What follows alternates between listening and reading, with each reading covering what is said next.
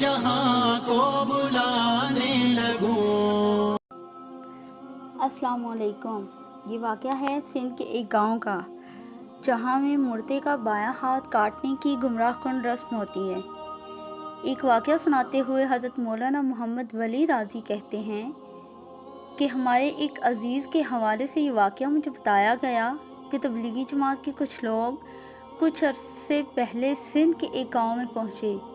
ایک شخص کا انتقال ہوا اور اس کی نماز جنازہ کے لیے ان سے کہا گیا۔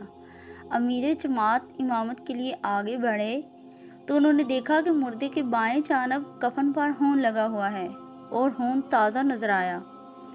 انہوں نے پوچھا کہ یہ کیا ماجرا ہے؟